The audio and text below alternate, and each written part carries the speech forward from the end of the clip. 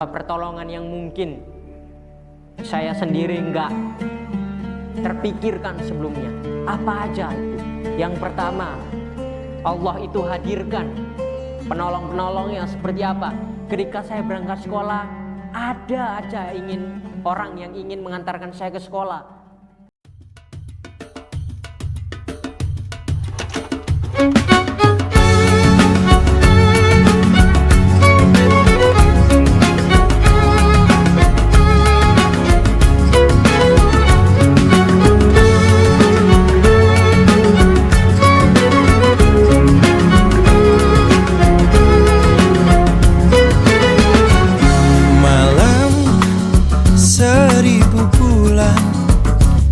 Yang selalu ku rindukan, bulan berkah dan penuh ampunan.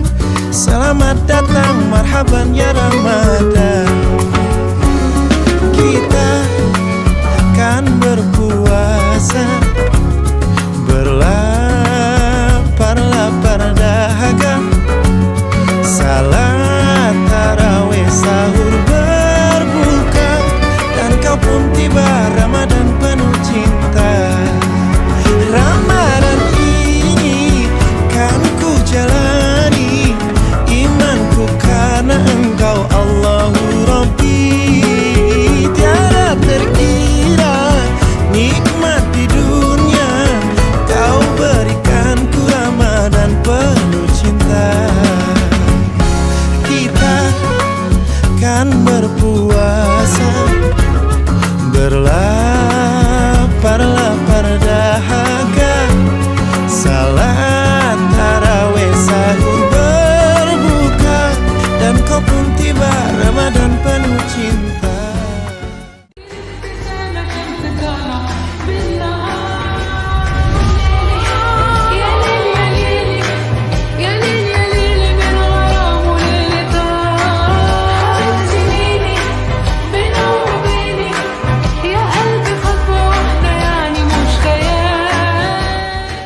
Saya sebenarnya nggak bisa, nggak kuat, karena sehari jalan itu udah capek teman-teman, apalagi ketika puasa.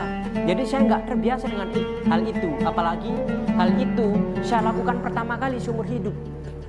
Jadi pertolongan Allah itu datang di saat yang tepat, sehingga waktu itu banyak sekali pertolongan Allah yang Allah hadirkan di dalam hidup saya. Seperti ketika saya berangkat ke sekolah, banyak sekali dan tidak sedikit orang yang ingin membantu saya untuk mengantarkan saya ke sekolah, untuk mengantarkan saya sampai dengan ke sekolah. Banyak dan tidak sedikit orang yang ingin mengantarkan saya pulang. Dan itu terjadi ketika saya berjalan di tengah perjalanan, tanpa saya minta, tanpa saya menangis. Jadi ya Allah, ya Allah, saya terkadang sampai sekolah, ketika saya puasa, saya tuh teringat mengenai hal tadi. Ya Allah, terima kasih ya Allah. Namun karena saya orangnya nggak enakan, karena saya orangnya juga sungkanan, jadi saya menolak ajakan itu semua. Karena saya juga melihat orang-orang yang menawarkan saya tersebut juga punya kesibukan. Jadi saya tidak ingin mengganggu mereka dalam melanjutkan perjalanan menuju ke tempat tujuan mereka. Jadi ketika hal-hal itu saya melakukannya 30 hari untuk berjalan kaki.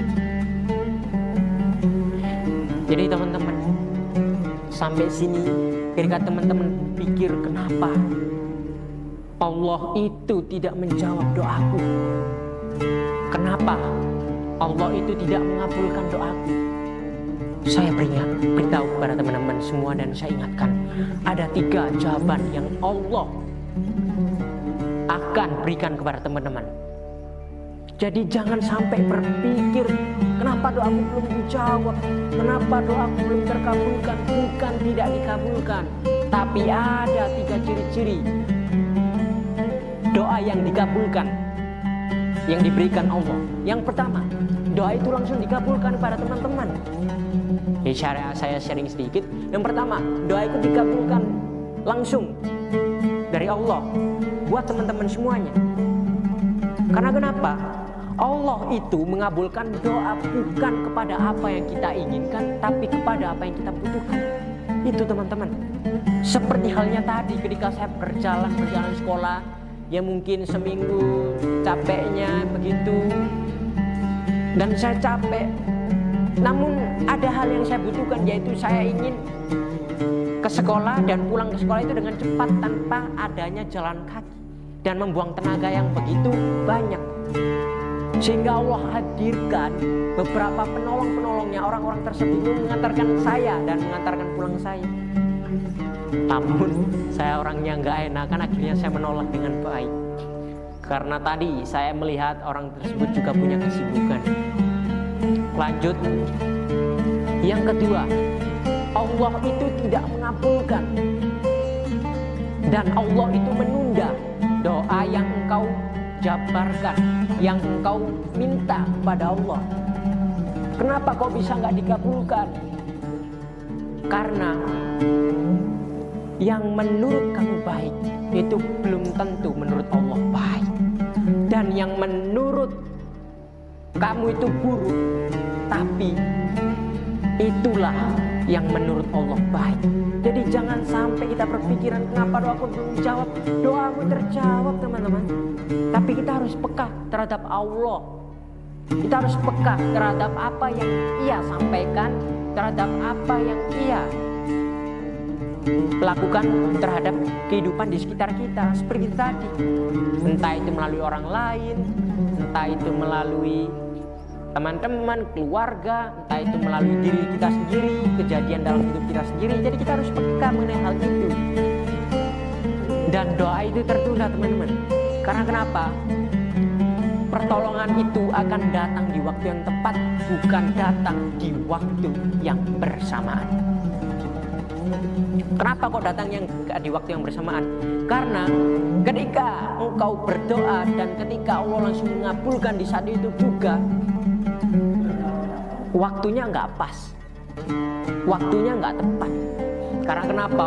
Rancangan Allah itu indah, sesuai waktunya. Paham sampai di sini? Jadi ketika teman-teman tadi seperti saya sampaikan, ketika saya berjalan dari rumah sampai sekolah, saya diberi pertolongan orang seperti itu waktunya yang tepat. Tapi kalau ketika saya berjalan dari rumah sampai sekolah menggunakan sepeda ya, dan diantarkan terus, ada orang yang menghampiri saya untuk menolong saya. Dek, kamu mau bareng sama saya aja, saya antarkan sampai sekolah. Ya itu nggak tepat teman-teman. Karena kenapa? Allah itu datangkan sesuai dengan proporsi manusia itu membutuhkan, bukan mengenai proporsi manusia itu menginginkan. Dan yang ketiga, Allah itu menunda hingga hari akhir, yang dimana ketika itu Allah akan hadirkan seluruh doa-doamu yang belum terkabulkan di hari tersebut. Jadi Allah tunda sampai hari tersebut. Jadi ada 3 itu teman. Jadi di sini teman-teman jangan sampai engkau berpikiran bahwasannya doaku belum terkabul, doaku tidak didengar. Jangan hentikan doa itu teman-teman, tapi lanjutkan doa itu. Tapi teman-teman harus konsisten melakukan doa itu, harus dilakukan. Oke, lanjut. Di Maret ketika saya mulai mengerjakan beberapa tantangan ujian tersebut, terkadang saya juga mengeluh, terkadang saya juga merasa nggak semangat karena saya sudah mulai lelah, karena saya sudah mulai ada hal yang membuat saya itu tidak semangat lagi seperti semula. Tapi sampai sini hebatnya Allah. Allah itu terus mendatangkan orang-orang baik. Benar teman-teman. Ketika saya tidak semangat, ketika saya tidak ceria lagi, tanpa saya minta, Allah itu datangkan, entah itu teman saya, sahabat saya, orang lain yang motivasi saya kembali. Dan motivasi itu pun saya cocok. kok bisa cocok ya di waktu yang tepat, padahal saya nggak menceritakan dan padahal saya nggak juga memberitahu apa yang saya sedang alami sekarang. Saya ingin bertanya kepada teman-teman semua, sudahkah teman-teman bersyukur atas seluruh pemberian Allah yang Allah hadirkan sampai detik ini di dalam kehidupan teman-teman? Coba renungkan, coba kita renungkan apa yang kurang dari diri kita, apa yang harus kita benahi dalam diri kita. Haruslah seperti itu teman-teman. Cerita berlanjut, ketika saya puasa waktu itu di dalam ujian akhir semester, saya itu tidak belajar sama sekali di dalam ujian tersebut karena pikiran saya terganggu. Saya tidak bisa berpikir secara jernih, sehingga saya 1 minggu full saya tidak pernah belajar sama sekali membuka buku. Terus bagaimana ulangan? Alhamdulillah, ulangan saya baik-baik saja sampai sekarang. Itu bukan karena pintar saya, itu bukan karena saya cerdas, tapi kecerdasan itu dari Allah, dan Allah menurunkan buat saya, dan saya harus bertanggungjawabkan hal itu. Jangan tiru tadi ya teman-teman, karena sebenarnya tadi saya bisa saja untuk belajar, namun karena hal yang membuat perasaan saya hancur, hal yang membuat saya tidak fokus untuk belajar, sehingga saya malas untuk belajar. Ketika waktu itu di bulan Maret, ada suatu ketika di satu hari ketika saya pulang agak sorean, saya kontak atau saya chat ayah saya bilang, ya saya sudah pulang, ya saya sudah pulang. Di sini ayah saya menganggap bahwa saya sudah pulang ke rumah. Saya sudah pulang ke rumah. Namun mungkin ada berbagai konsepsi sehingga kita miskomunikasi, hingga menyebabkan ayah saya berpikir saya sudah sampai rumah waktu itu. Sehingga saya menunggu di sekolah sampai malam, sampai maghrib, sampai azan. Saya belum buka sama sekali waktu itu karena saya nggak punya apa-apa teman-teman. Ya memang, loh katanya kamu tadi suruh jalan sendiri. Ya memang di hari itu mama saya yang meminta, ibu saya. Memang ibu itu sangat luar biasa hatinya teman-teman. Jadi waktu itu ibu saya meminta, udah jemputan aja anakmu. Jadi waktu itu ibu saya meminta, paginya ibu saya mengantarkan saya sampai sekolah. Itu hebatnya loh. Itu hebatnya di hari tersebut. Sehingga sebelum berangkat saya sampaikan kepada ibu saya, "Mah, tolong kalau misalnya nanti mau jemput tolong telepon saya, atau enggak kabari saya dulu. Takutnya ketika nanti mama sampai sekolah terus saya ada kegiatan, malah nanti mama sia-sia jemput saya karena saya belum pulang." Mama saya jawab ya. Dan akhirnya ketika itu waktu pulang, saya mendengarkan teman saya itu datang ke saya, "Sel, mama udah tunggu di luar." "Oh ya," saya sampaikan, "oh ya, nanti habis ini saya ke sana." Namun pada waktu itu saya masih mengurusi hal-hal yang ada di kelas bersama guru saya. Sehingga ketika itu saya sampaikan kepada teman saya, "Tolong tunggu sebentar ya, saya masih bicara dengan wali kelas saya, dengan guru saya, mengurus persiapan untuk lomba." Ya, jadi saya izin untuk ngomong dengan teman saya seperti itu supaya disampaikan kepada ibu saya. 5 menit, nggak sampai 5 menit, saya selesai, saya keluar, saya mau pulang, ibu saya sudah nggak ada. Oh, udah pulang. Ya, saya di situ mungkin, waduh, mama saya udah pulang, sehingga saya ya menunggu sampai sekolah hingga maghrib. Dan saya meminta ibu saya untuk jemput, tapi Karena adik saya waktu itu sudah tidur, jadi ibu saya itu nggak mau untuk mengganggu atau membangunkan adik. Jadi kalau semisal mama saya itu mau jemput saya, adik saya harus diajak ikut supaya di rumah nggak sendiri karena adik saya masih kecil. Jadi ketika itu mama saya bilang, udah kamu nanti pulang sama ayahmu, kamu tunggu aja di situ. Ya akhirnya ketika waktu saya pulang, saya kontak, ya saya sudah pulang. Ayah saya jawab, oke. Ayah saya jawab, oke. Mungkin ada persepsi bahwa saya mengatakan, walah ternyata ayah saya itu mengira bahwasannya saya sudah sampai rumah. Ayah saya sudah mengira bahwasannya saya itu sudah datang sampai rumah.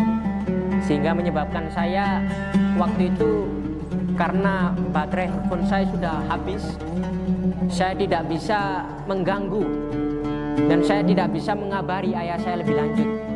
Sehingga waktu itu handphone saya mati total.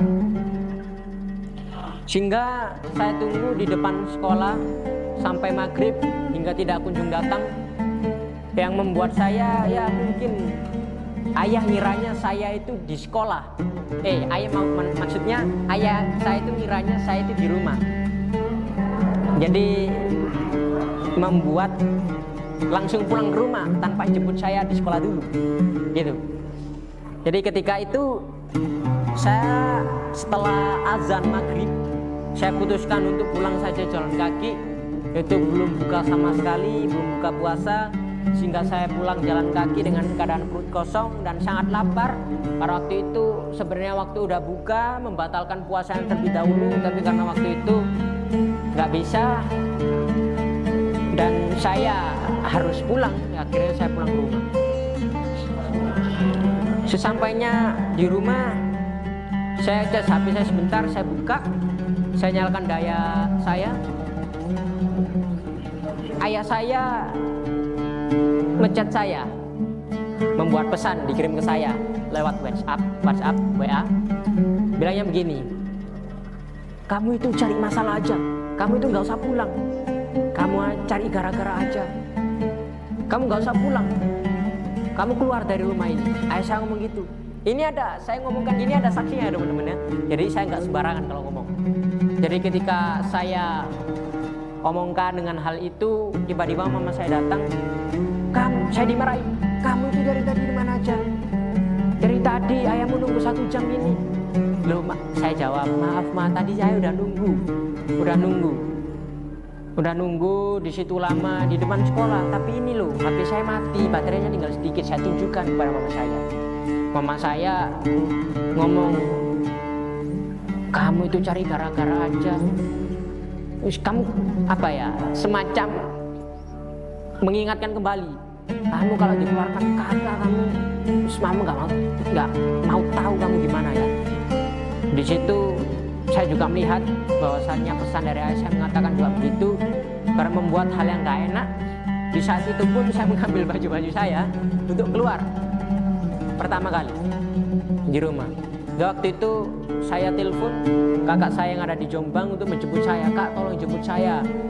Saya diginikan. Pertama kali baru saya ceritakan hal itu secara singkat kepada kakak saya. Sehingga saya ceritakan hal itu dengan pesan jangan disampaikan dulu kepada keluarga desa yang lain. Biarkan nanti aja sewaktu saya sampai di sana. Di waktu itu saya udah kacau pikiran saya karena yang pertama saya belum makan, saya belum membatalkan puasa saya belum buka puasa. Saya juga berpikiran bahwa mungkin saya tidak bisa melanjutkan sekolah lagi karena saya telah diusir. Saya nggak tahu, saya nggak punya siapa-siapa. Akhirnya waktu itu malam itu saya jalan lagi dari rumah ke rumah sahabat saya. Itu waktu di jam Isya hingga Tarawih. Jadi saya waktu itu nggak bisa karena saya harus melakukan perjalanan itu cukup lumayan jauh.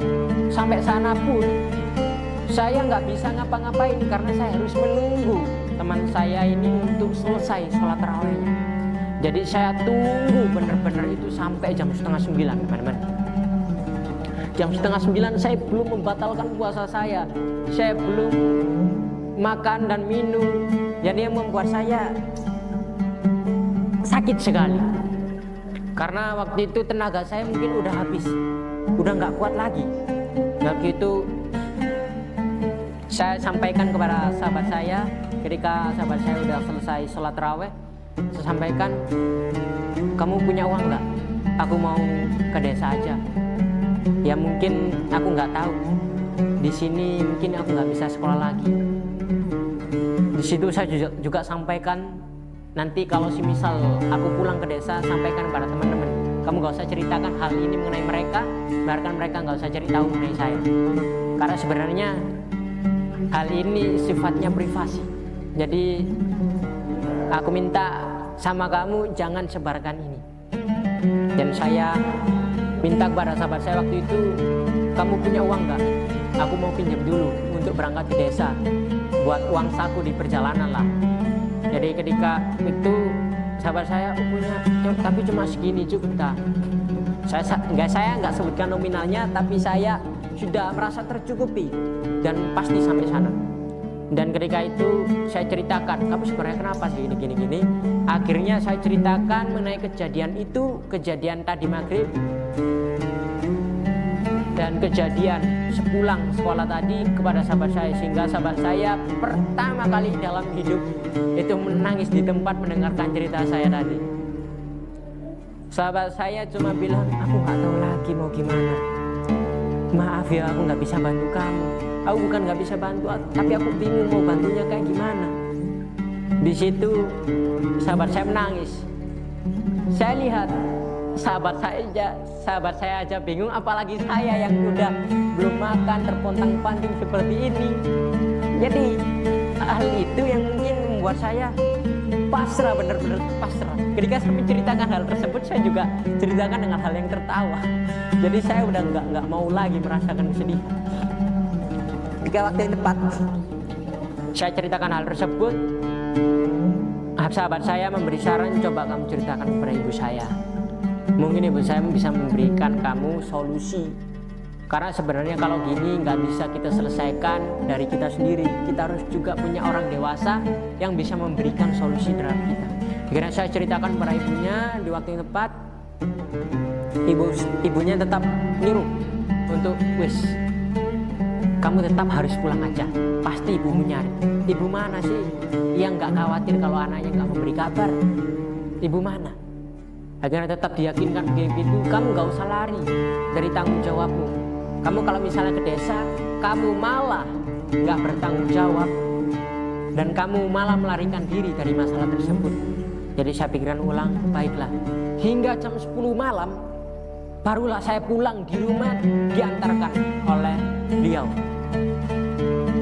Di situ juga ibu dari sahabat saya memberikan saya sedikit makanan untuk dimakan waktu di rumah. Sampai jam 10 saya belum membatalkan puasa sama sekali, sehingga saya membuat udah pusing, udah rasa sadar saya itu udah hilang, udah sedikit hilang. Sehingga sampai rumah saya ketok pintu rumah saya. Pada waktu itu ibu saya langsung membukakan kuncinya. Yang langsung saya peluk ibu saya, maaf ya Maya. Dan ibu saya bilang, kamu gini terus kamu nanti kalau misalnya di luar kamu mau jadi gembel dah gini-gini, jadi segala macam. Memang di situ saya masih lihat bahwasannya ibu saya masih ada sifat keibuannya. Ya dari situ ketika sudah selesai, ibu saya bilang, itu di meja ada makanan, kamu makan dulu. Sepertinya ibu saya tahu karena saya puasa dan karena saya belum makan. Dan jam 10:30 kurang, barulah saya membatalkan puasa tersebut. Saya makan, luar biasa ya Allah. Kalau saya bayangkan hal tersebut, itu laparnya setengah mati teman-teman. Sumpah, belum minum, belum makan. Aduh, perih sekali perut ini. Jadi saya rasakan jam 10:30 malam itu saya batalkan puasa sehingga saya makan dengan lahapnya waktu itu. Dan saya mendengarkan satu lagunya judulnya gini. Ramadan ini kan ku jalani dengan imanku pada Engkau Rabbi, Allahu Rabbi. Jadi hal itu memang mendasarkan saya, oh benar ya, aku puasa ini bukan bermaksud buat untuk Aku sekedar puasa aja, tapi puasa ini aku tunjukkan buat Allah. Jadi saya di situ bayangkan lagi, saya masih belum sakit ternyata, saya masih bisa berdiri ternyata, luar biasa. Jadi saya di situ meneteskan air mata ketika saya mendengarkan lagu itu tersebut, teman-teman. Jadi saya nggak bisa bayangkan hal itu, wah luar biasa sekali. Dan ketika itu pertama kali saya juga merasakan susahnya sholat raweh, susahnya sahur. Jadi ketika saya melakukan itu semua juga nggak gampang teman-teman, nggak gampang. Melalui hal-hal yang seperti itu nggak gampang kalau saya bilang. Sumpah susahnya setengah mati, susahnya setengah mati. Lanjut ketika bulan April, saya itu sudah sebelum bulan April, maaf teman-teman, sebelum bulan April guru saya bilang, kamu mau tetap kayak gini tah, hasilmu abu-abu loh. Kamu kalau misalnya putih-putih, hitam-hitam, karena kita nggak tahu kapan kematian itu datang. Entah itu datang secara tiba-tiba, ataupun besok, ataupun lusa, ataupun ya kita tidak tahu kapan itu akan terjadi. Namun beliau menyarankan untuk cepat. Bahwa saya mendasarkan bahwasannya kamu di sini bukan untuk durhaka, namun untuk menunjukkan bahwasannya keyakinanmu sekarang yaitu Islam. Hingga waktu itu April, saya pulang ke desa.